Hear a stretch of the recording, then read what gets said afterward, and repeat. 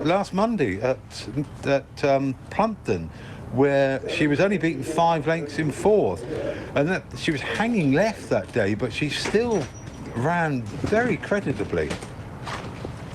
14 to 1 to win today, and then it's Betfair Express at 22 to 1 for Jeremy Scott, who saddles 2 in the race actually, and the one that was actually holding us up, Lady KK, on debut with the team, just joining the rest of them now. I know, it's running in Irish points up until a couple of months ago. Finished second once in 5 attempts. Okay, and just a couple of further adjustments with Lady KK. And we'll be on our way. Final thoughts?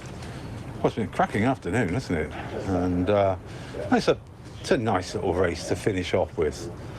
As I said on Racing Extra, I can understand why they're not running Born in Boris in a handicap off 127. I think that's a pretty harsh mark for what she's achieved so far.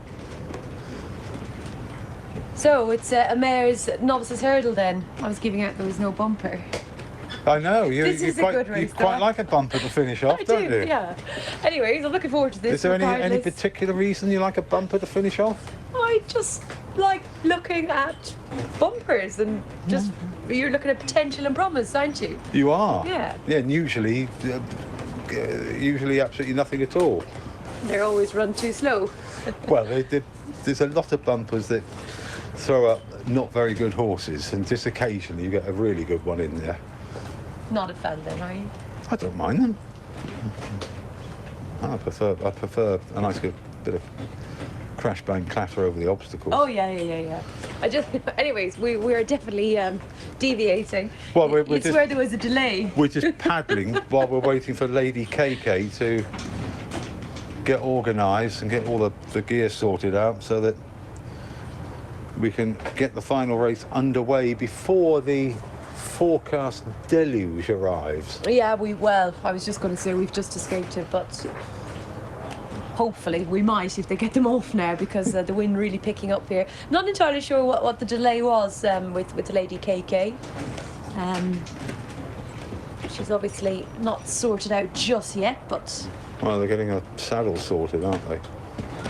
Greg Stingle will be up on board. Born in Boris bidding to give Colin Tizard and Robbie Power treble on the afternoon. Yeah, slow start to the season for the yard, but they're, I suppose, as people tend to say, hitting form at the right time. Well, there's never a wrong time. No, exactly.